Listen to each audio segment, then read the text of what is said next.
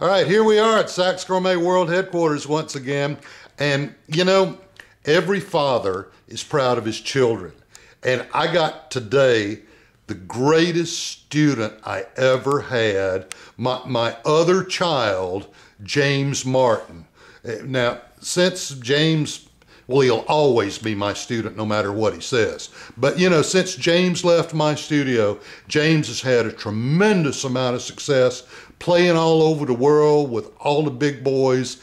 And I've got him here to introduce him to the new Saxgourmet Super 400. So, James, I want you to let us hear this horn and then tell us what you think. So, let it rip, buddy. Show them what I taught you.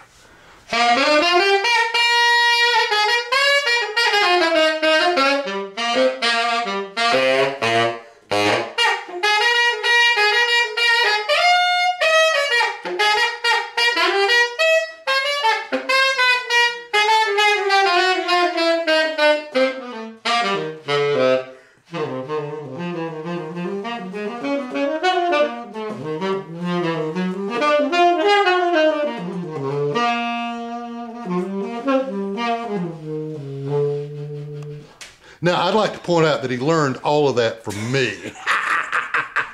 Or I'm going to take the credit for it anyway.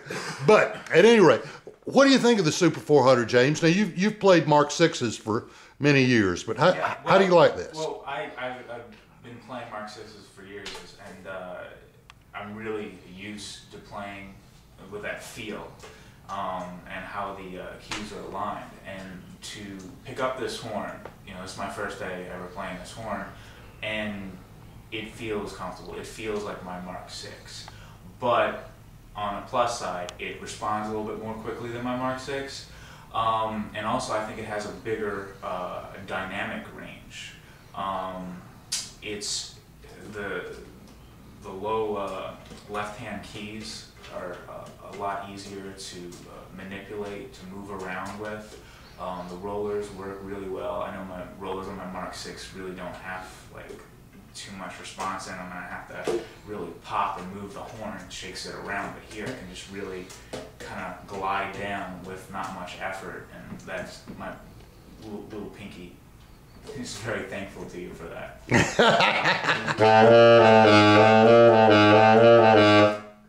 have to change a thing. Yeah. You find the intonation and resistance okay? Yeah. You know, coming from the Mark 6, I'm not having to make really any adjustments or whatever. I don't know if my intonation's perfect, but...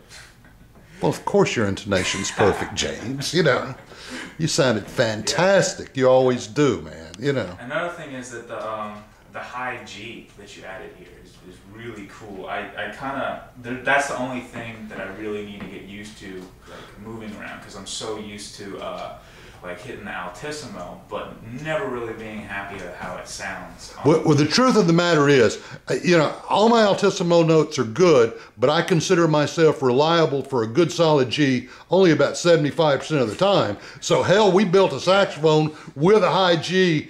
Now I'm 100%, you know. I mean, even the E to the F up to the G when you hit that side key right there, it just really, it all fits. There's no change in tone, in intonation or whatever, you know.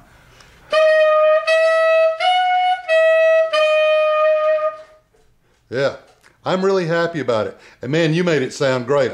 I'll never play as good as you, but then you'll never look as good as me. Of course not. Yeah, okay. As a student, and always a student, I'll always aspire to play like you. There you go. Now all we got to do is teach him how to dress. But, you know, anyway, this guy's a rock star, going to be a bigger rock star than he already is. So anyway, from Saxgourmet World Headquarters, we're signing off.